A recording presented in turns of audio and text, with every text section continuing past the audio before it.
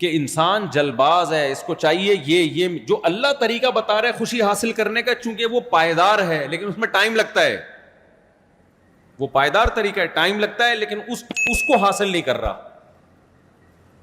اس کو حاصل کیسے کیا جائے؟ اللہ نے اس کی مثال دی, فرمایا الا المصلین, کچھ لوگ ایسے ہیں جو جلباز نہیں ہیں. جلباز کا مطلب تو سمجھ گئے نا, خوشی حاصل کرنے کا فوری طریقہ چاہیے, اس کے سائیڈ ایفیکٹ میں غور نہیں کرنا. آپ کو پتہ ہے ایسے لوگ بھی ہیں دنیا میں جو بالغ ہوتے ہی زنا کر رہے ہیں, ہزاروں دفعہ انہوں نے زنا کیا ہے.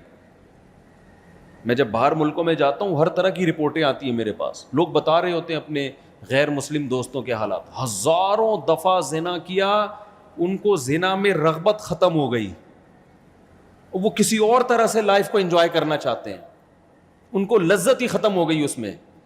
کہتے ہیں اب ہم اس سے ڈپریشن میں جاتے ہیں.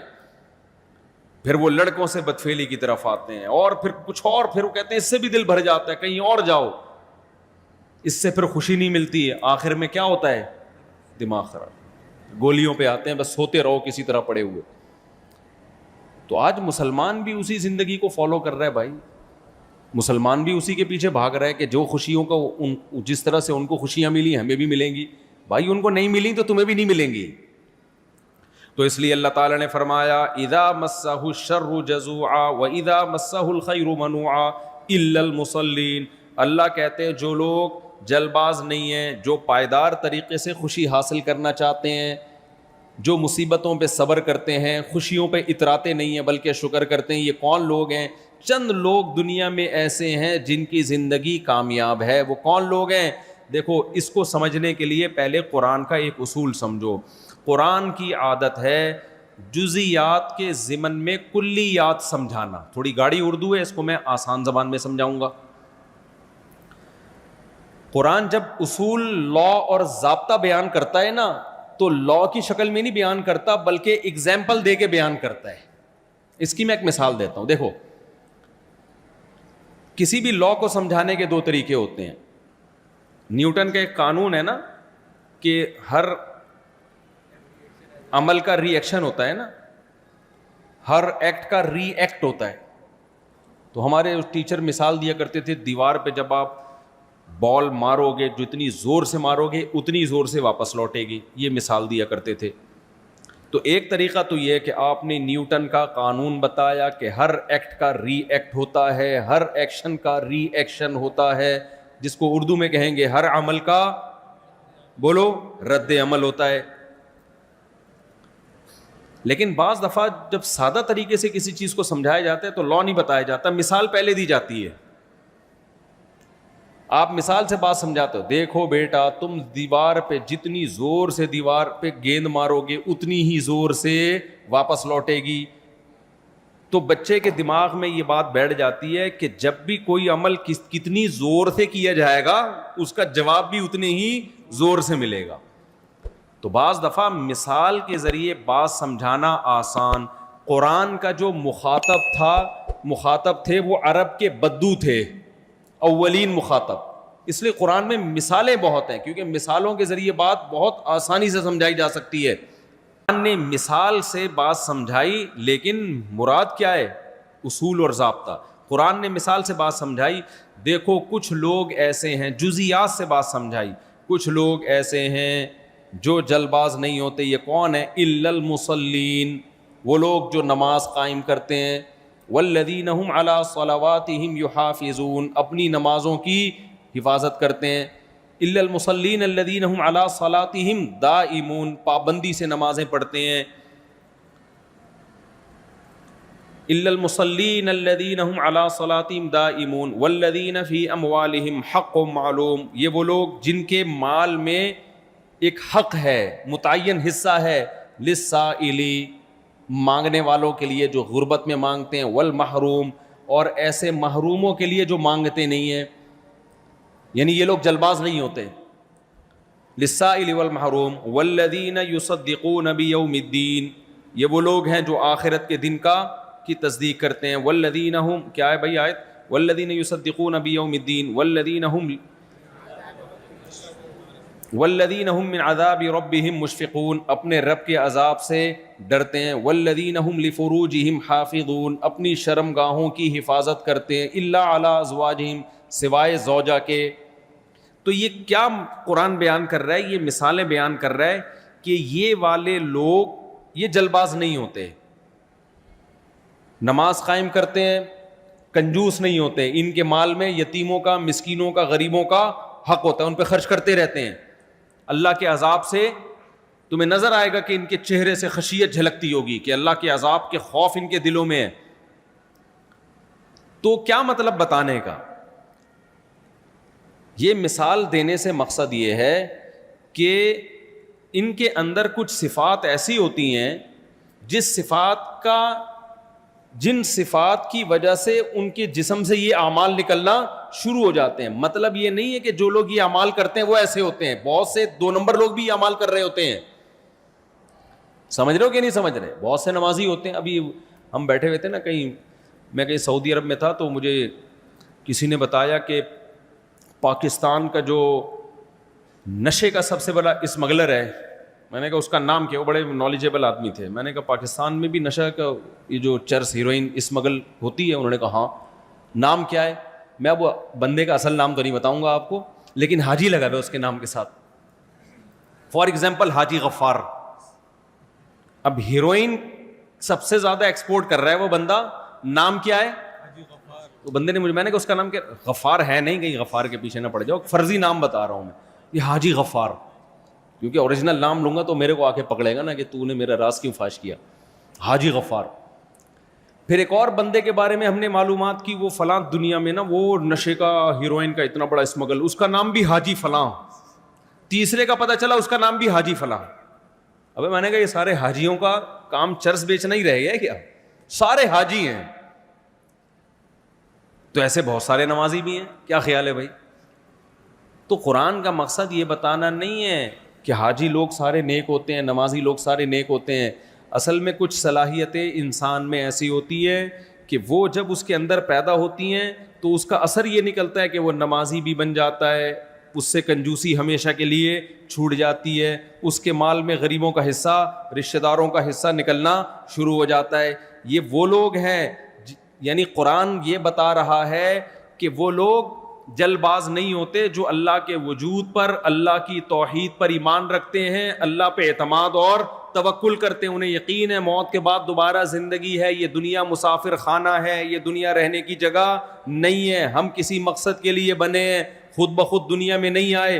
تو جن کو ان چیزوں کا استحضار ہوتا ہے اور انہیں یہ بھی پتا ہوتا ہے کہ اللہ کچھ کرنے میں اسباب کا محتاج نہیں ہے، جب وہ ہمیں کہہ رہا ہے کہ یہ خوشی حاصل کرنے کے لیے یہ طریقہ اختیار مت کرو، تو نہیں کریں گے تو خوشی ملے گی. دیکھنے میں لگ رہا ہے اختیار کریں گے تو خوشی ملے گی، لیکن ان کا اللہ پہ یقین ہے کہ اللہ اسباب کا محتاج نہیں ہے، وہ اس کے بغیر بھی خوشی دے سکتا ہے. تو وہ اپنے آپ کو اللہ کے سپرد کر دیتے ہیں کہ بھائی خوشی کے پیچھے مت بھاگو، اللہ کی مرضی کے پیچھے بھاگو. تو جو اللہ کی مرضی کے پیچھے بھاگتا ہے پھر اس سے یہ علامتیں ظاہر ہوتی ہیں. اللہ نے فرمایا تم دنیا میں دیکھنا چاہتے ہو نا کون اللہ کی مرضی کو فوکس کرتا ہے، تو تمہیں وہ لوگ نظر آئیں گے مسجدوں میں نماز پڑھتے ہوئے اور صدقہ اور خیرات کرتے ہوئے اور اپنی شرمگاہوں کی حفاظت کرتے ہوئے. وہ کسی غیر عورت کی طرف بری نظر اٹھا کر نہیں دیکھتے. ٹک ٹاک، فیس بک، ان تمام فحاشی کے تمام ذرائع اور وسائل سے وہ بچتے ہیں. تو ایسا انہوں نے اپنے آپ کو اللہ کے سپرد کیا ہوا ہے. یہ لوگ جلباز نہیں ہوتے. سمجھتے ہو کہ نہیں سمجھتے؟ کیا مطلب؟ کافر خوشی تلاش کرتا ہے خوشی کے پیچھے بھاگ کے، مسلمان خوشی تلاش کرتا ہے خوشی کو لات مار کے. سمجھ میں نہیں آ رہی بات؟ ایک صاحب میرے پاس آئے، کہنے لگے بھائی میں ڈپریشن سے کیسے بچوں؟ میں نے کہا بچنے کی فکر چھوڑ دو. کہتے ہیں میں ٹینشن سے بچنا چاہتا ہوں، کیا کروں؟ میں نے کہا بچنے کی فکر چھوڑ دو. آپ اگر خوش رہنا چاہتے ہو نا تو خوش رہنے کی فکر بولو چھوڑ. اس کی مثال اور آسان مثال سے سمجھاتا ہوں. دیکھو آپ کسی ہاسپٹل میں چلے گئے، آپ کو کوئی بڑی بیماری ہے، بہت اسپیشلسٹ ڈاکٹر اس بیماری کا آیا اور آپ کا علاج کر رہا ہے، اور آپ کو پتہ ہی یہ اس فیلڈ کا اسپیشلسٹ ہے. یہ کیا ہے؟ اسپیشلسٹ, یہ آپ کی بیماری ٹھیک کر دے گا. اب اس نے کوئی میڈیسن لکھ کے دی, آپ اس سے پوچھ رہے ہو یہ والی میڈیسن تو کڑوی ہے, مجھے آپ ایسا کریں وہ میڈیسن دیں جس میں شہد ملا ہوا ہوتا ہے, کیونکہ وہ جب کھاؤں گا تو مجھے میٹھا محسوس ہوتا ہے اور لائف کو میں انجوائے کروں گا. اس نے کوئی سیرپ لکھ کے دیا کڑوا, آپ نے کہا یہ والا سیرپ ٹھیک نہیں ہے, وہ گڑ کا جو گنے کا رس ہے نا جو باہر ملتا ہے وہ والا سیرپ لکھ کے دیں آپ مجھے, کیونکہ میں جب آپ کا سیرپ پیتا ہوں کڑواہٹ محسوس ہوتی ہے, مجھے ذرا بھی خوشی محسوس بولو نہیں ہوتی, میں لائف کو انجوائے نہیں کر پا رہا ہوں ڈاکٹر صاحب آپ کے اس ٹریٹمنٹ کی وجہ سے. میں گنے کا رس پیتا ہوں تو مجھے بڑا مزہ آتا ہے, تو آپ وہ لکھ کے دیں, یہ لکھ کے دیں, وہ لکھ کے دیں, یہ لکھ کے دیں. تو ایک دن ڈاکٹر کیا کہے گا, بھائی اگر تو سچی مچی میں چاہتا ہے نا تیری لائف میں انجوائمنٹ پیدا ہو تو انجوائمنٹ کی فکر چھوڑ دے, یہ میرے اوپر ڈال دے. اگر میں تجھے کڑوا سیرپ دے رہا ہوں نا تو یہ سوچ کے پی لے کہ اسی میں میری خیر ہوگی. سمجھتے ہیں کہ نہیں سمجھتے؟ اگر میں تجھے مصیبت دے رہا ہوں تو یہی سوچ کے کر لے کہ یہ مصیبت ڈاکٹر دے رہا ہے, یہ ٹیکا میں اب ٹیکا لگانے کے لیے آیا, آپ نے کہا نہیں ٹیکا نہیں, ٹیکا مجھے بالکل پسند نہیں ہے. ڈاکٹر صاحب میں آپ سے علاج ٹینشن کے لیے نہیں کرا رہا, خوش رہنے کے لیے کرا رہا ہوں تاکہ میں اور آپ ٹیکے لگا کے مجھے ٹینشن دے رہے. کل آپ نے 2 ٹیکے رائٹ سائڈ پہ لگائے, اب آپ لیفٹ پہ لگا رہے ہو, رائٹ والی خراب کر دی آپ نے, اب لیفٹ والی پہ آپ آ گئے ہو, بیٹھا نہیں جا رہا مجھ سے. تو عقلمند ڈاکٹر کیا کہے گا, یا عقلمند آدمی آپ کو کیا مشورہ دے گا؟ عقلمند کہے گا یار یہ ٹینشن تیری ہے ہی نہیں, تو نے جب اپنے آپ کو کسی ایکسپرٹ ڈاکٹر کے حوالے کر دیا ہے تو وہ تجھے میٹھا سیرپ پلائے, آئس کریم کھلائے یا تجھے ٹیکے لگائے, یہ تیرا ہیڈیک نہیں ہے, تو اس کی ٹینشن چھوڑ دے. جب یہ آیا ہے نا تو اس ڈاکٹر کے حوالے کر اپنے آپ کو, تب تجھے خوشی ملے گی, ورنہ تو چھوڑ دے. تو اللہ تعالیٰ کہتے ہیں کہ نبی صلی اللہ علیہ وسلم نے ارشاد فرمایا, من کانت الدنیا ہمہ جعل اللہ فقرہ بین عینیہ, جو دنیا کو اپنی فکر بناتا ہے کہ مجھے یہ بھی مل جائے, یہ بھی مل جائے, یہ بھی مل جائے, عیش کے پیچھے بھاگتا ہے, تو اللہ عیش کو آگے آگے بھگاتے ہیں اور یہ تگڑ قیامت تک اس کے پیچھے بھاگتا رہے گا, ملے گا نہیں اس کو. اور جو سرنڈر کر دیتا ہے نا کہ بھائی میں نے وہ کرنا ہے جو اللہ اس کے رسول کا آرڈر ہے, جو حکم ہے میں اس کو فالو کروں گا, جو سرنڈر کر دے گا تو پھر غم آئے گا تو بھی کہے گا بھائی کس نے دیا ہے, اللہ نے دیا ہے. خوشی آئے گی تو کس نے دی ہے, بھائی اللہ نے دی ہے. اس کا انجام اچھا ہے. سمجھ میں نہیں آ رہی بات, میرا خیال ہے. لیکن کس نے سرنڈر کیا ہے, کس نے سرنڈر نہیں کیا, اس کی علامت یہ ہے کہ جو نماز پڑھ رہا ہے پابندی کے ساتھ, اس کا مطلب اس نے اپنے آپ کو سرنڈر کر دیا ہے. جو زکاتیں دے رہا ہے, صدقہ خیرات کر رہا ہے, مال پہ سانپ بن کے نہیں بیٹھ گیا, صدقہ خیرات خوب کثرت سے کرتا رہتا ہے, اس کا مطلب اس نے اپنے آپ کو سرنڈر کر دیا. یہ اللہ ہمیشہ مال اور زکات کا دونوں کا تذکرہ ایک ساتھ اس لیے کرتے ہیں کہ جب انسان اپنے آپ کو کسی کے حوالے کرتا ہے نا, تو حوالے کرنے کے 2 طریقے ہوتے ہیں. بعض دفعہ انسان اپنی جان حوالے کرتا ہے, مال میں وہ دل لٹکا کے بیٹھا ہوتا ہے, پیسہ نہیں دوں گا. یہ تلاوت آواز کہاں سے آ رہی ہے بچوں؟ تو جان حوالے کر دیتا ہے, مال حوالے نہیں کرتا وہ. یہ اس کا مطلب اس نے سرنڈر. دیکھو آپ گئے, تلاشی ہو رہی ہے نا, سیکیورٹی گارڈ آئے تلاشی دو, آپ نے بٹوا اٹھا کے اس کو پکڑا دیا, اب لے لے بھائی تو تلاشی. وہ کہے گا یہ بھی تو دکھا, کیا ہے نہیں, یہ نہیں دکھا رہا میں آپ. اس کو سرنڈر کرنا کہتے ہیں. بعض دفعہ انسان کیا کہتا ہے, بٹوا لے لو, میں اپنی تلاشی نہیں لینے دوں گا تمہیں. مال حوالے کر رہا ہے, جان حوالے نہیں کر رہا. تو اللہ نے جان, انسان 2 ہی چیزوں کا مجموعہ ہے, جان اور مال. اسی کو دنیا کہا جاتا ہے, اپنی جان بچانا, اپنا مال بچانا, اسی کو دنیا کہا جاتا ہے. تو اللہ کہتے ہیں کہ جو لوگ مکمل دنیا میرے حوالے کر دیں گے, اپنی جان بھی حوالے. جان حوالے کی علامت کیا ہے؟ 5 ٹائم نماز, کیونکہ آسان کام نہیں ہے, پڑھنا آسان ہے, پابندی بہت مشکل ہے. ساری زندگی فجر بھی, ظہر بھی, عصر بھی, مغرب بھی, عشاء بھی, اور خشوع و خضوع کے ساتھ پڑھتے رہنا, یہ انہی لوگوں کا کام ہے جو سچی مچی میں اللہ کے حکم کے آگے اپنے آپ کو سرنڈر کر دیتے ہیں. یہ ورنہ غیر مسلم بھی بہت سے ایسے ہیں جو کہتے ہیں میں اپنے آپ کو خدا کے گاڈ کے حوالے کیا ہے. بھائی آپ نے کیا گاڈ کے حوالے کیا؟ آپ تو ہفتے میں 1 دن چرچ چلے جاتے ہو بس. اس کو حوالے کرنا تھوڑی کہتے ہیں, تو بہت آسان ہے. 5 ٹائم نماز پڑھنا پابندی سے آسان نہیں ہے بلکہ بہت زیادہ مشکل ہے. یہ وہی کر سکتا ہے جس کا واقعی اللہ پر ایمان ہو, کیونکہ ایک دن کی بات تھوڑی ہے. ہر تھوڑی دیر میں نماز کا ٹائم شروع ہو جاتا ہے. آپ کو اپنا کاروبار چھوڑنا ہے, اپنی تمام ایکٹیویٹیز کو آگے پیچھے کرنا ہے. سفر میں, حضر میں, ہم جب جہازوں کا سفر کرتے ہیں, کوئی بھی نمازی, میری اپنی بات نہیں ہے, سب سے بڑی فکر پتہ ہے کیا ہوتی ہے؟ بیچ میں نمازیں کون کون سی آئیں گی. جو شخص بھی نمازی ہوگا نا, جہاز میں سفر کرے, ٹرین میں سفر کرے, بس میں سفر کرے, اس کے لیے سب سے بڑی ٹینشن کیا ہے؟ یار نماز کیسے پڑھوں گا. اب اتنی بڑی پرابلم ہوتی تھی, ہم جب جہاز میں بھائی جا رہے ہیں 12 گھنٹے 13 گھنٹے یا 17 گھنٹے 22 گھنٹے بھی, تو اتنی لمبی فلائٹوں میں یار کون سی نماز کس ٹائم پہ کہاں آ رہی ہے, قبلہ کدھر ہوگا. جو بے نمازی ہے اس کو تو کوئی غرض ہی نہیں, ہو تو بیٹھا ہوا ہے آرام سے, پڑا ہوا ہے, سو رہا ہے, اٹھ کے دیکھ لیتا ہے کوئی نماز پڑھ رہا ہے تو چلو میں بھی پڑھ لوں. لیکن جس کو نماز کی حفاظت کرنی ہے اس کے لیے سفر میں سب سے بڑی ٹینشن کیا ہے؟ نماز کیسے پڑھوں. تو یہ اللہ کا کتنا فضل ہو گیا. دیکھو سائنسی ترقی نے بہت سارے مسائل حل کر دیے ہیں. آج کل ایک ایپلیکیشن آ گئی ہے حلال ٹرپ کے نام سے, جو جہازوں میں سفر کرتے ہیں نا وہ انسٹال کر لیں. حلال ٹرپ کے نام سے, اس میں کیا ہوگا, آپ اپنی فلائٹ کا ٹائم لکھو, یہ جہاز یہاں فلائٹ نمبر ڈالو اور لکھ دو کہ یہاں سے لے کے کس ملک میں جا رہا ہوں میں, تو وہ لوکیشن ڈال دو اس میں, یعنی وہ خود پوچھ لیتا ہے آپ سے, جو سوال پوچھے اس کا جواب دے دو بس, اور میں کیا ڈیٹیل میں جاؤں. جب آپ وہ حلال ٹرپ ڈاؤن لوڈ کرو گے تو جو پوچھے اس کو بتا دو. آپ بتاؤ گے نا تو وہ نمازوں کا ٹائم بتا دے گا. جہاز میں یہ بتائے گا کتنے بج کے کتنے منٹ پہ ظہر کا وقت شروع ہو رہا ہے, کتنے بج کے کتنے منٹ پہ عصر کا وقت شروع ہو رہا ہے, کتنے بج کے کتنے منٹ پہ مغرب کا وقت شروع ہو رہا ہے. اور جب مغرب کا وقت ہوگا تو وہ تیر کے نشان سے بتاتا بھی یہ قبلہ کدھر ہوگا.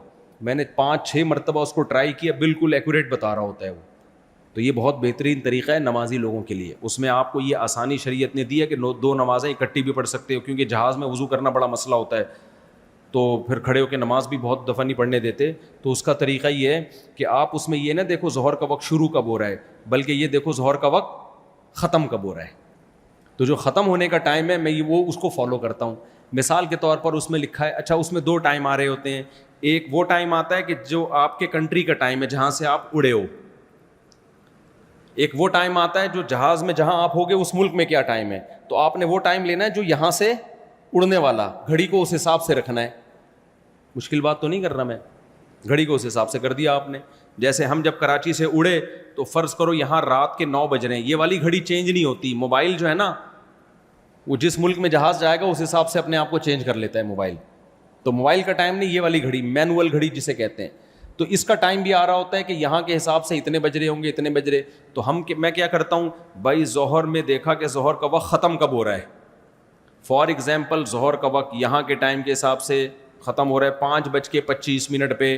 تو ہم کیا کریں گے بھائی, 5:20 پہ اٹھیں گے, جا کے وضو کیا, ٹیشو سے نیچے سب صاف کیا جہاز میں, تاکہ وہ لوگ یہ نہ سمجھے کہ کم بخت نمازی لوگ ہمارا واش روم کا بیڑا غرق کر کے باہر نکلتے ہیں. کیونکہ نمازی جو چھینٹے مارتا ہے نا, آج کل دیکھا ہے آپ لوگوں نے وضو بھی لوگ کیسے کر رہے ہوتے ہیں, یوں کر کے پھڑک پھڑک چھپٹتے مار رہے ہوتے ہیں, سارا نیچے گند ہو جاتا ہے. تو تمیز سے وضو کرو میرے بھائی. اس کے بعد ٹیشو سے نیچے کا ایریا بولو صاف کر دو, تاکہ نمازیوں کا امیج جہاز کے عملے میں کے نزدیک خراب نہ ہو کہ یہ کوئی کمبخت نمازی آیا جو کیچڑ کر کے گیا یہاں پہ. اس کو صاف کر کے پھر آپ نے اس کو ڈسٹ بن میں پھینکا, اپنے ہاتھ صابن سے اچھی طرح دھو لیا, آپ نے نکل کے آیا. تو 5:20 پہ گئے, 5:30 پہ ظہر قضا ہو رہی ہے, تو 5:25 پہ آپ نے ظہر کی نیت باندھ لی, 2 رکعت پڑھ لیا آپ نے, قبلے کا پتہ چل جاتا ہے اس میں. جیسی سلام پھیرا 1-2 منٹ آپ ٹھہرو, عصر کا وقت داخل ہو جائے گا. تو بخاری مسلم کی احادیث سے جو 2 نمازیں سفر میں ہمیں اکٹھا ہونا پتہ چلتا ہے, اس طرح سے 2 نمازیں نبی صلی اللہ علیہ وسلم نے اکٹھی کی ہیں, ظہر بھی مغرب اور عشاء بھی. اس پر میں دلائل الگ سے ریکارڈ کرواؤں گا انشاءاللہ پورے ریفرنسز کے ساتھ. ہماری رائے میں یہ جو کرتے ہیں نا ظہر کے فوراً بعد عصر پڑھ لیتے ہیں یا مغرب کے ساتھ عصر پڑھ لیتے ہیں, اس بارے میں کوئی صحیح حدیث موجود نہیں ہے. جو صحیح ہے وہ صریح نہیں ہے, جو صریح ہے وہ صحیح نہیں ہے. جبکہ قرآن میں ہر نماز کو اپنے ٹائم پہ پڑھنے کا اللہ نے حکم دیا ہے, چاہے سفر ہو یا حضر, اس میں اللہ نے کوئی فرق نہیں کیا. بہرحال مسئلہ اختلافی ہے, لیکن ہم احتیاط کے پیش نظر اسی پر عمل کرتے ہیں کہ اس طرح سے 2 نمازیں اکٹھی پڑھی جائیں. اور بخاری مسلم میں عبداللہ بن مسعود کا قول بھی ہے کہ نبی نے سفر میں بھی کبھی 2 نمازیں اکٹھی نہیں پڑھی ہیں, صرف حج کے موقع پہ آپ نے پڑھی ہیں. تو سفر میں بھی اکٹھی نہیں پڑھی کا مطلب یہ کہ قضا کر کے نہیں پڑھی ہے آپ نے, ہر نماز اپنے ٹائم پہ ہی پڑھی ہے. تو عبداللہ بن مسعود تو نبی کے سفر حضر کے ساتھ ہی تھے. خیر یہ مسئلہ میں ریفرنسز کے ساتھ پھر ریکارڈ کرواؤں گا کسی وقت, ابھی تو مسائل بتانے کا ٹائم نہیں ہے, ابھی تو صرف یہ بتانے کا ٹائم ہے کہ میرے بھائی جہاز میں بھی ٹرین میں بھی آپ نے نمازوں کو ضائع نہیں کرنا. تو مغرب بھی اسی طرح پڑھ لو, پھر دیکھ لو اس ایپ میں مغرب کا ٹائم کب ختم ہو رہا ہے, جب ختم ہونے والا ہے اس سے پہلے جا کے وضو کیا آپ نے, یا ظہر والا وضو بچا کے رکھ لو. اب اگر آپ کراچی سے امریکہ جا رہے ہو نا تو وضو کسی کا باپ بھی نہیں بچا سکتا. وجہ اس کی یہ کہ ہم سورج کے ساتھ ساتھ ہی چل رہے ہوتے ہیں, سورج کے ساتھ ساتھ تو نمازوں کا ٹائم داخل ہوتا ہی نہیں ہے, کہ بہت لمبے ٹائم کے بعد کوئی نماز کا وقت آئے گا. لیکن جب واپس آ رہے ہوتے ہیں تو سورج کے اپوزٹ چل رہے ہوتے ہیں, تو ٹھکا ٹھک نمازوں کا ٹائم آتا ہے, اس وقت زیادہ مشکل ہوتی ہیں نمازیں. سمجھتے ہو کہ نہیں سمجھتے ہو؟ اچھا خیر, تو مغرب میں بھی ایسے ہی کر لو, مغرب کو ڈیلے کیا, یہ سفر میں جائز ہے بلا کراہت.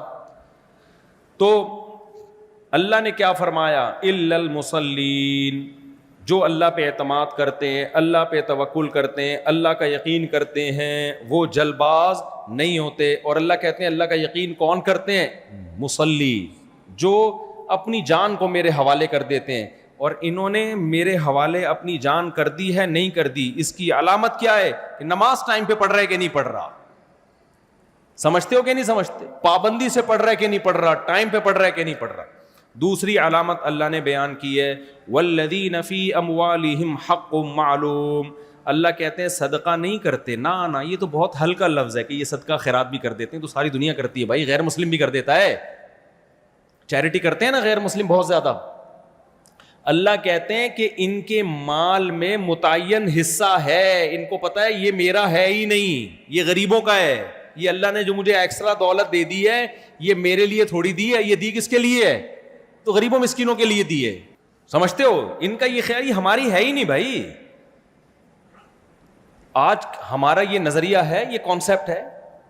آج ہمیں جب پیسہ ملتا ہے تو ہم غریب کو کھلا تو دیتے ہیں یہ سمجھ کے کہ ہم اس پر احسان کر رہے ہیں, بھائی کو بھی دے دیں گے یہ سمجھ کے کہ ہم اس پر احسان کر رہے ہیں, بیوہ بہن کو بھی دے دیں گے, چل بھائی کیا یاد کرے گی بھائی, تیرا بھائی تیرا خیال کرتا ہے, یہ لے. اول تو یہ بھی نہیں کر رہے, اتنا بھی نہیں کر رہے. بیوہ ہوئی ہے اپنی ذمہ داری پہ ہوئی ہے, ہم نے تھوڑی بیوہ کرایا ہے اس کو, اس کے شوہر کو ہم نے تھوڑی مارا ہے.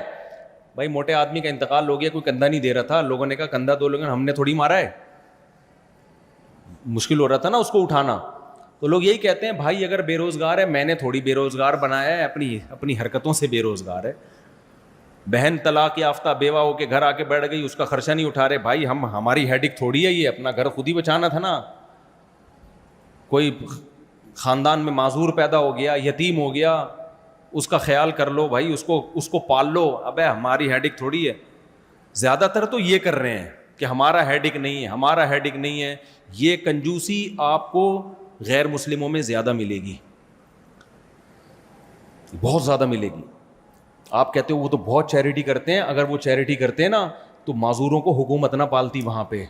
حکومت کو پتہ ہے اگر معذوروں کو بہن بھائیوں کے حوالے کر دیا, کچھ پلیں گے, میجورٹی برباد ہو جائے گی. نہیں آئی سمجھ میں میرا خیال ہے بات؟ سوسائٹی کا ایک ایسا چہرہ ہے جو اوپر سے نظر آتا ہے, ایک چہرہ وہ ہے جب آپ ڈیپ میں جاؤ گے تو بہت بھیانک چہرہ ہے میرے بھائی. ایک چہرہ یہ ہے جب آپ جاؤ گے آپ کو لگے گا معذوروں کو گورنمنٹ کتنا اچھا پالتی ہے, اور ہماری گورنمنٹ تو لوگوں کو الٹا معذور بناتی ہے. آپ دیکھو گٹر کے ڈھکن کھلے ہوئے ہوتے ہیں, بائکوں والے گٹر میں گرتے ہیں, تو گورنمنٹ لیول پہ ان کی ٹانگیں توڑی جا رہی ہیں کہ نہیں توڑی جا رہی ہیں؟ کیا خیال ہے گورنمنٹ لیول پہ؟ سروائیکل پین کراچی میں ہر تیسرے آدمی کو ہے, بائک چلانے والوں کو. یہ کیوں ہوا؟ بائک جا رہی تھی, اچانک ایک زور سے کھڈا آیا, تو اوپر کی 5 کلو تقریباً وزن ہوتا ہے سر کا, ڈاکٹر کہتے ہیں. تو یہ 5 کلو وزن دھاڑ کر کے جب نیچے آیا تو 50 کلو کا ہو گیا. یہ ایک دم ریڑھ کی ہڈی نے کو لگا کہ یہ 5 کلو نہیں, میں نے 50 کلو اٹھائے ہوئے ہیں. تو کہیں سے بھی ہڈی دائیں بائیں کھسک گئی یا سرک گئی. وہ پھر تھوڑے دنوں کے بعد جا کے اثرات آنا شروع ہوتے ہیں.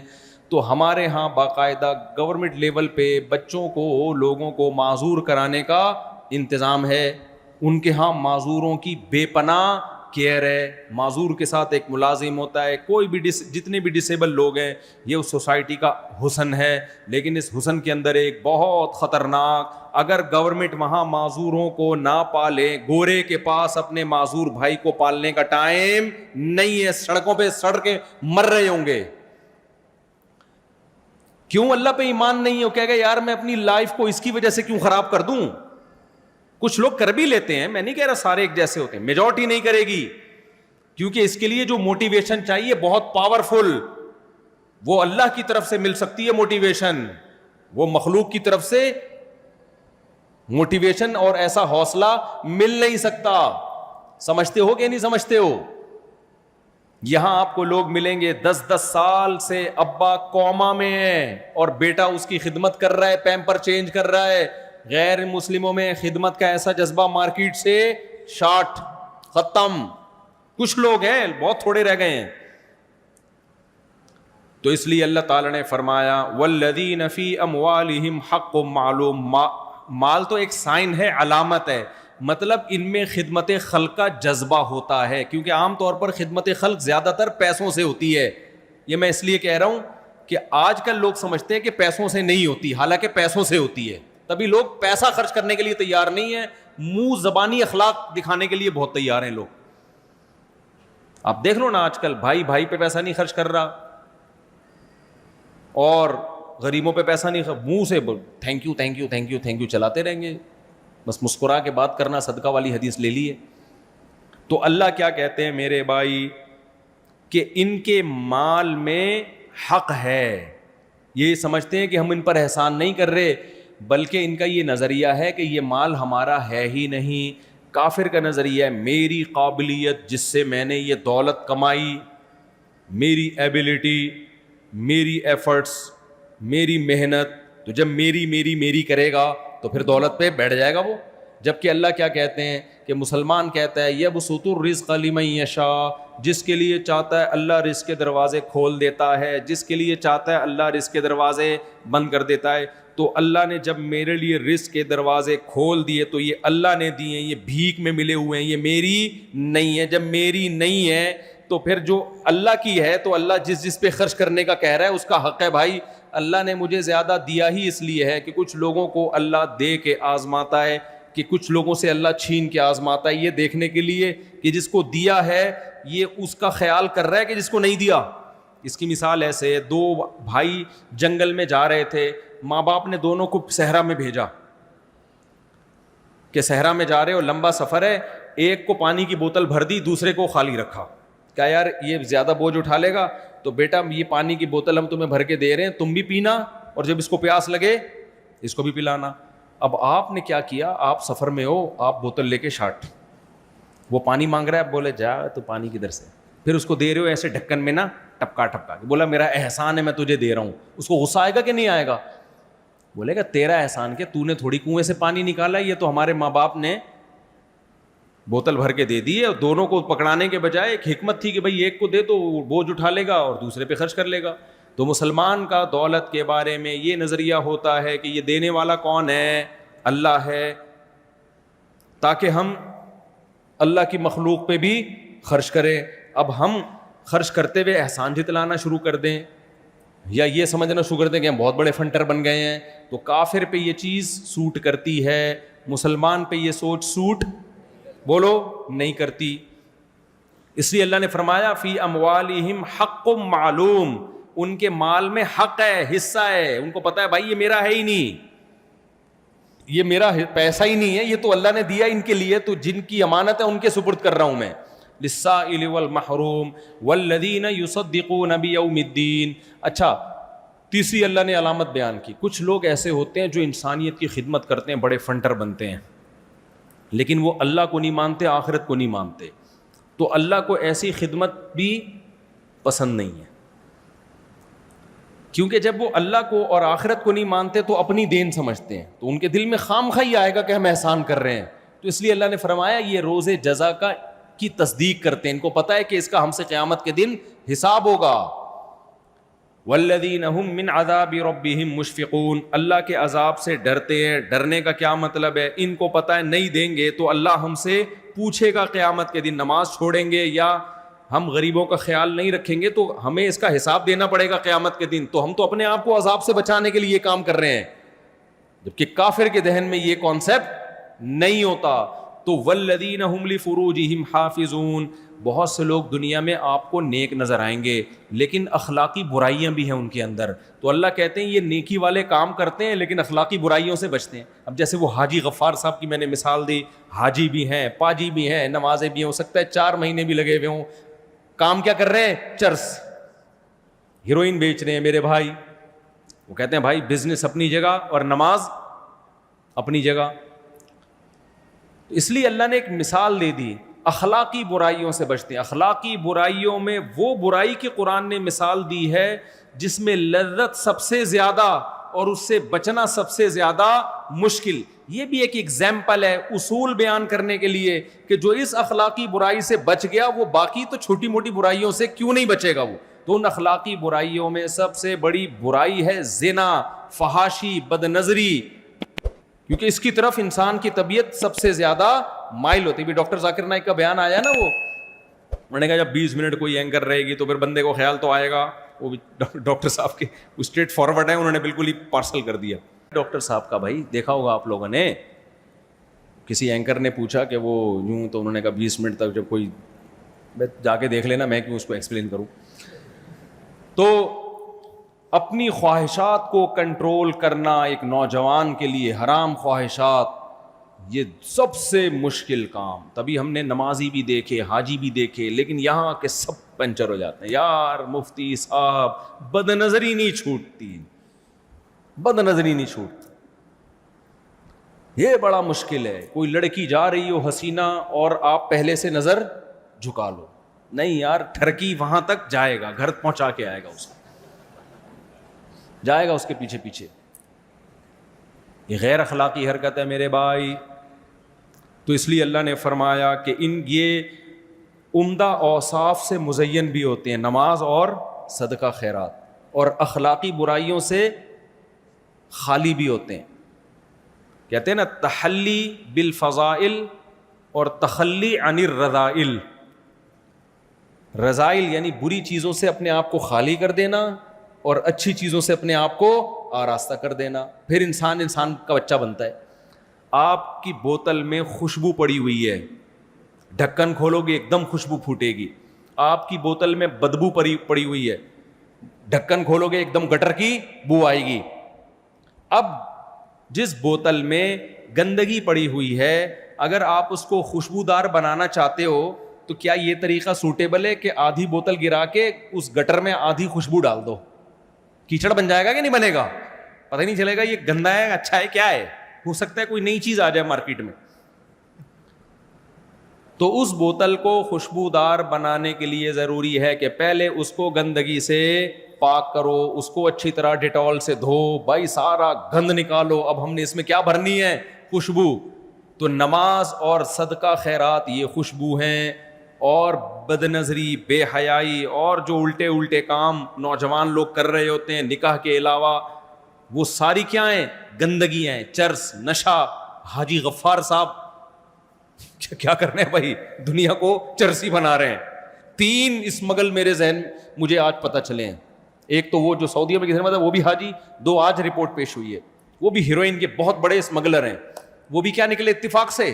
ایسے حاجی کے نام میں حاجی لگا ہوا ہے. تو بوتل کو آپ کیا کرو گے؟ گندگی سے پہلے خالی کرو گے، پھر اس میں خوشبو. تو اس لیے صوفیہ کرام کے ہاں یہ بات بہت مشہور ہے بھائی. تحلی کہتے ہیں آراستہ، حلیہ عربی میں کہتے ہیں زیور کو، حلیہ بھی کہتے ہیں.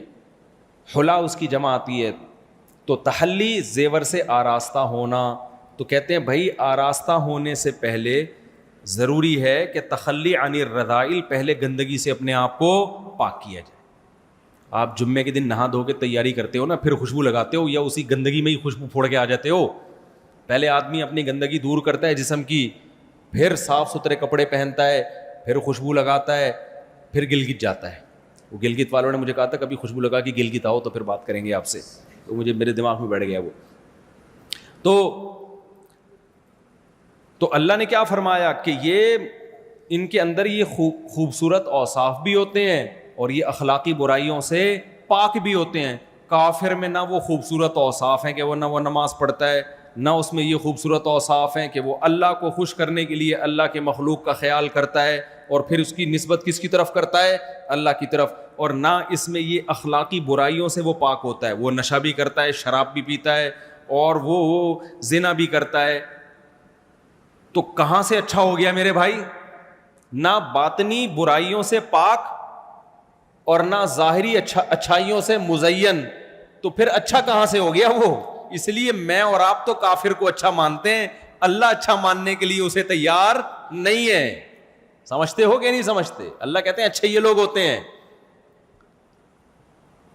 تو والذین فی اموالہم الا علی ازواجہم او ما ملکت ایمانہم فانہم غیر ملومین. اللہ نے فرمایا اپنی شرم گاہوں کی حفاظت کرتے ہیں سوائے اپنی ازواج کے. کیا مطلب؟ اسلام چونکہ دین فطرت ہے. اب بعض لوگوں نے کیا کیا, اس میں اتنا غلو کیا نا, عورت سے دور رہنا, اپنی نظر کی حفاظت کرنا, کہ انہوں نے جو نیچر تھی نا اس سے بغاوت کی. جیسے آپ کو ہندوؤں میں ایسے پنڈت نظر آئیں گے, ساری زندگی عورت سے اپنے آپ کو دور رکھا انہوں نے. پادریوں میں ایسے لوگ نظر آئیں گے, ساری زندگی عورت سے اپنے آپ کو دور رکھا, اور اس کو کیا سمجھا؟ کمال. تو اسلام چونکہ دین فطرت ہے, اسلام کہتا ہے بھائی اگر عورت سے دور رکھنے کے لیے میں نے مرد کو بنایا ہوتا تو مرد کو مرد پیدا نہ کرتا, عورت کو عورت پیدا نہ کرتا. تو اس لیے یہ نہیں ہے کہ دور رہنا ہے. اللہ نے فرمایا کہ ایک غیر اخلاقی طریقہ ہے جو گندے پلید لوگوں کا ہے زنا کے ذریعے, اور ایک اخلاقی طریقہ ہے جو پیغمبروں کا ہے جس کے لیے مرد اور عورت بنے ہیں. وہ کیا ہے بھائی؟ نکاح کر کے ان دونوں کا کیا ہو, جوڑو, تاکہ نسل بڑھے اور برائیوں سے معاشرہ پاک ہو جائے. تو بد نظری سے بچنے کا, برائیوں سے بچنے کا سب سے بہترین طریقہ کیا ہے؟ نکاح کرنا. ہم تو نکاح چیختے رہتے ہیں, پاگل تھوڑی ہیں. آپ کی شادی سے مجھے کیا ملے گا میرے بھائی؟ آپ شادی کرو گے تو مجھے کوئی فائدہ ہوگا؟ میں تو ولیموں میں بھی نہیں اب جاتا, جو تھوڑا بہت پہلے فائدہ ہوتا تھا وہ بھی ختم. جس کی شادی ہوتی تھی ولیمے میں بلاتا تھا مجھے وہ, تب تو وہ بھی نہیں میں جا رہا. وجہ اس کی ہے میرے بھائی کہ مرد کی عورت کی طرف رغبت یہ نیچرل ہے, یہ فطری ہے. تبھی جب لڑکے کہتے ہیں نا ٹک ٹاک پہ ہمیں یہ فوش ویڈیو نہیں چھوٹ رہی اور یہ سب ہم سے نہیں چھوٹ رہا, بھائی اس لیے نہیں چھوٹ رہا کہ تمہارے اندر ایک جذبات ہیں. جب وہ جذبات حلال طریقے سے پورے نہیں ہوں گے تو حرام سے بچنا بہت زیادہ مشکل. دیکھو غیر اخلاقی حرکت ہے چوری کر کے روٹی کھانا, یہ اخلاقی ہے غیر اخلاقی؟ اب آپ نے غیر اخلاقی حرکت سے بچنے کا طریقہ یہ اختیار کیا روٹی ہی نہیں کھانی ہے. تو بھائی میدا آپ کی تقریروں سے متاثر نہیں. آپ نے کسی بزرگ کو بتایا کہ حضرت مجھے چوری کر کے روٹی کھانے کی عادت ہے. بزرگ نے کہا کہ بیٹھ جا, محاسبہ کر, مراقبہ کر, 4 مہینے لگا, چوری کی برائی سوچ تاکہ یہ برائی تجھ سے چھوٹ جائے. لیکن وہ اس کا آلٹرنیٹ نہیں دے رہے کہ پیسوں سے خرید کے کھا لے, وہ کہہ رہے نہیں بس کھا ہی نہیں. تو کتنے دن بیان سنو گے میرے بھائی؟ تھوڑے دن تک سنو گے بھائی روٹی چوری کی بری چیز ہے, بری چیز ہے, بری چیز ہے. پیٹ کہے گا تو 4 مہینے لگا لے, تو چلہ لگا لے, تو خانقاہ میں بزرگوں کے پاس جا کے بیٹھ جائے. جس بزرگ کے پاس جا کے بیٹھے گا نا کمبخت, اس کو بھی روٹی نہیں ملے گی, وہ بھی چوری کرے گا پھر, جس سے تو موٹیویشن لے رہا ہے. کیا خیال ہے؟ جو بزرگ تیرے کو سمجھا رہا ہے نا کہ روٹی چوری کی بری چیز, اس کو بھی حلال طریقے سے روٹی کھانی پڑے گی تو سمجھائے گا, ورنہ تھوڑے دنوں میں بیان کرتے کرتے اس کا اپنا دل بھی خراب ہوگا, وہ بھی چوری کرنے کی. کیونکہ پیٹ ایسی چیز ہے میرے بھائی جو کسی کے بیانات سے متاثر نہیں ہوتا. پیٹ روٹی کی فضیلت کے بیان سننے سے نہیں بھرتا, وہ روٹی کھانے سے بھرتا ہے. دیکھو آپ کو بھوک لگ رہی تھی, بہت دل چاہ رہا ہے روٹی کھاؤں روٹی کھاؤں روٹی کھاؤں, میں نے آپ کو بیان میں مشغول کر دیا. میں نے کہا دیکھو روٹی کھانا بہت بری چیز ہے, روٹی سے بہت نقصان ہوتا ہے, مت کھاؤ. آپ متاثر ہو گئے, لیکن اس بیان سے آپ کے پیٹ پہ کوئی اثر پڑے گا ہے؟ پیٹ کے پاس دماغ نہیں ہوتا بیان سننے کے لیے, ٹھیک ہے. پیٹ کی چاہت خدا کی قسم اس وقت تک ختم نہیں ہوگی جب اس میں روٹی کا نوالا ڈلے گا. ہم صبح پراٹھے کیوں کھاتے ہیں؟ لوگ مجھے کہتے ہیں پراٹھا صحت کے لیے یوں ہوگا نقصان دہ، میں اس کا انکار نہیں کر رہا. میں کہتا ہوں بھائی صبح پیٹ خالی ہوتا ہے، جب تک ایک بھاری بھرکم نوالا دھاڑ کر کے پیٹ میں نہ گرے اس وقت تک یہ ساری ڈاکٹروں کی تقریریں مجھے سمجھ میں آتی ہیں، لیکن پیٹ کو سمجھ میں نہیں آتی ہیں. کیا خیال ہے بھائی؟ ہمارے ایک پشاور کے دوست تھے پٹھان، وہ گاؤں کے عادی، وہ موٹے موٹے نوالے کھانے کے عادی. جب جامعۃ الرشید میں 3 دن کا اجتماع تھا تو چاول مل رہے تھے، تو رات کو کھانے میں ان کے ساتھ بیٹھا، تو وہ جب میں ان کے ساتھ بیٹھا تو وہ دوپہر بھی چاول رات بھی چاول. پرانا بات ہے پرانی. کہتا ہے یار مفتی صاحب کوئی روٹی موٹی کا انتظام کرو یار. ان سے بولو. میں نے کہا کیوں، کیا ہوا؟ کہہ رہے ہیں یہ ہمارا پیٹ اس سے چاول سے تو یہ ایسا لگتا ہے گدگدی ہو رہی ہے پیٹ میں جا کے، ہمارے ایسے جاتا ہے یوں کر کے نا، ایسے پھسل کے آ جاتا ہے. کہہ رہے ہیں ہمارے موٹا نوالا چاہیے. افغانیوں کا نوالا دیکھا ہے آپ نے روٹی کا؟ اتنا بڑا نوالا. کہتے ہیں یار یہ ہمیں روٹی کا بڑا نوالا چاہیے، یہ پیٹ میں دھاڑ کر کے گرے گا، کچھ ویٹ لگے گا تو پتہ چلے گا پیٹ بھرا ہے. یہ کیا ہمیں چاول پہ جو ہے نا لگایا ہوا ہے. تو میرے بھائی پیٹ جو ہے وہ کسی کے بیان سے متاثر نہیں ہوتا. اسی لیے اللہ نے جہاں بھی قرآن میں کہا کہ ایمان والے اپنے شرمگاہ کی حفاظت کرتے ہیں، ساتھ میں اللہ نے شادی کا ذکر کر دیا تاکہ حفاظت کا مطلب سمجھ میں آئے کہ حفاظت کا مطلب یہ نہیں ہے کہ ہر طرح سے روک کے رکھنا ہے. یہ نہیں رکے گا، یہ خواہش کبھی ختم نہیں ہوگی، برائی کی طرف جائے گی. اس لیے اللہ نے فوراً نکاح کا ذکر کر دیا. الا علی ازواجہم، فرمایا ہاں ایک کی پرمیشن ہے، وہ کیا ہے؟ بیوی کے ذریعے زوجہ کے پاس جاؤ تاکہ نکاح کرو. اب دونوں دعوتوں کو ساتھ لے کے چلنا ضروری ہے، بد نظری کے خلاف بھی اور نکاح کی ترغیب بھی. ہمارے ہاں عام طور پر ایک چیز کو فوکس کیا جاتا ہے، دوسری کو چھوڑ دیا جاتا ہے. نہ ادھر کے رہتے ہیں نہ ادھر کے رہتے ہیں، بیچ میں لٹکے ہوئے ہوتے ہیں، پتہ ہی نہیں چل رہا ہوتا یہ کمبخت اس کی زندگی گزرے گی کیسے، یہ کرے گا کیا آگے جا کے. تو یہ اخلاقی برائیوں سے بچنا یہ بھی ضروری ہے. تو جن کے اندر یہ علامتیں الا علی ازواجہم او ما ملکت ایمانہم فانہم غیر ملومین فمن ابتغى وراء ذلك فاولئک هم العادون والذین هم لاماناتہم وعہدہم راعون. میں انشاءاللہ اس پر اگلے ہفتے بیان کروں گا، ابھی اس کو یہیں کیونکہ سوال جواب کا بھی سیشن، پھر نماز بھی ہو جائے گی. تو اس میں ایک چیز اللہ نے بس وہ آیت کر کے میں بات مکمل کرتا ہوں. فرمایا کہ فَإِنَّهُمْ غَيْرُ مَلُومِينَ، جو اپنی ازواج کے ذریعے بیوی کے پاس جائے نکاح کرے یہ لوگ قابل ملامت نہیں ہیں.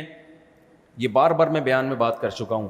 جو شخص نکاح کر رہا ہو نا، بھلے 1 کر رہا ہو، 2 کر رہا ہو، 3 کر رہا ہو، 4 کر رہا ہو، یہ اس کا ہیڈک ہے، یہ آپ کا ہیڈک بولو نہیں. اللہ نے اسٹیمپ لگا دی ہے فَإِنَّهُمْ غَيْرُ مَلُومِينَ، یہ لوگ قابل ملامت نہیں ہیں. ان کو عیاشی کا طعنہ بولو نہیں دیا جا سکتا. یہ بہت بڑا مسئلہ ہے. آج مذہبی لوگ عیاشی کا طعنہ دینا شروع کر دیتے ہیں، عیاشی کر رہے ہیں، شادی کر رہے ہیں.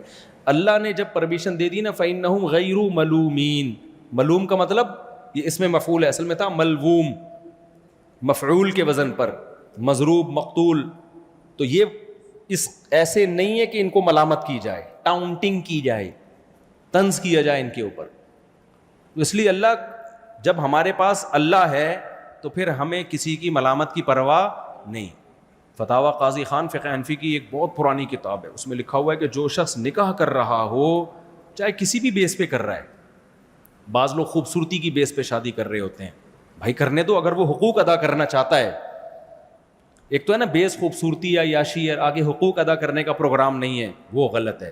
حقوق ادا کرنے کا پورا ارادہ ہے، بے شک عیاشی کے لیے کر رہا ہو، لیکن اگر حقوق پورے ادا کر رہا ہے تو بھائی کوئی بات نہیں، عیاشی کے لیے کرنے دو اس کو. آپ فنٹر بن کے اس کو ملامت کرنے کی کوشش نہ کرو. ابے اس کی تو نیت ہی ہے، ابے اس کی تو بھائی جو مرضی نیت ہے. ایک آدمی روٹی خرید کے کھا رہا ہے، گرم گرم کراری روٹی، اور ایک باسی روٹی رات کی بچی ہوئی جو نوالا حلق میں نہیں اتر رہا، تو وہ بھی کھا سکتا ہے. لیکن وہ کہہ رہے میرے پاس پیسہ ہے، میں ایسی تازہ کراری روٹی کھاؤں گا. لوگ کہتے ہیں کیا نیت ہے؟ کہہ رہے عیش کی نیت سے. تو بھائی اگر حلال پیسوں سے کھا رہا ہے، چوری کر کے نہیں کھا رہا، تو کھانے دو. کیا خیال ہے؟ تو لوگ کر رہے ہوتے ہیں نکاح کسی کی خوبصورتی سے متاثر ہو کر, لوگ کہتے ہیں ابے یہ تو ایسا ہی ہے, تو عیاشی. بھائی اگر اپنے خرچے پہ کر رہا ہے, حلال طریقے سے کر رہا ہے, لڑکی بھگا نہیں رہا باپ سے بغاوت کر کے, کوئی دھوکہ نہیں دے رہا, تو کرنے دو. گورنمنٹ کی طرف سے کوئی پابندی نہیں ہے, نہ اللہ کی گورنمنٹ کی طرف. تو اس میں ملامت نہیں بنتی ہے, سمجھتے ہو گے نہیں؟ اگر آپ ملامت کرو گے اس کا مطلب آپ اللہ سے آگے نکلنے کی کوشش کر رہے ہو. تو میں تو نوجوانوں کو کہتا ہوں میرے بھائی, یہ ٹک ٹاک کا دور ہے, یہ یوٹیوب پہ فحش, یہ انٹرنیٹ پہ فحش فلموں کا دور ہے. اس میں اپنے آپ کو اخلاقی برائیوں سے بچانے کے لیے بروقت نکاح بہت ضروری ہے. نہیں کرو گے برباد ہو جاؤ گے برا. اور ایک دفعہ برائیوں میں گھس گئے کم بخت, پھر شادی کے بعد نکلتا نہیں ہے آدمی ان چیزوں سے. اب انگریز کی اگر شادی کرا بھی دو نا تو بڑا مسئلہ ہے کہ وہ نائٹ کلب چھوڑ دے. انگریز لوگ کبھی بھی جھوٹ نہیں بولتے, لیکن ایک جھوٹ اپنی گرل فرینڈ اور بیوی سے بہت بولتے ہیں کہ صرف تم ہو میری زندگی میں. یہ والا جھوٹ تقریباً سب بول رہے ہوتے ہیں. کچھ تو اس میں سچے ہوتے ہیں, میجورٹی یا سب ڈرامے کر رہی ہوتی ہے, کہتے ہیں صرف تم ہو. وہ تو پتہ ہے یار صرف اس پہ گزارا ہے نہیں. تو جب برائیوں کی عادت پڑ جاتی ہے میرے بھائی تو پھر بہت مشکل ہوتا ہے. اللہ عمل کی توفیق عطا فرمائے. سوالات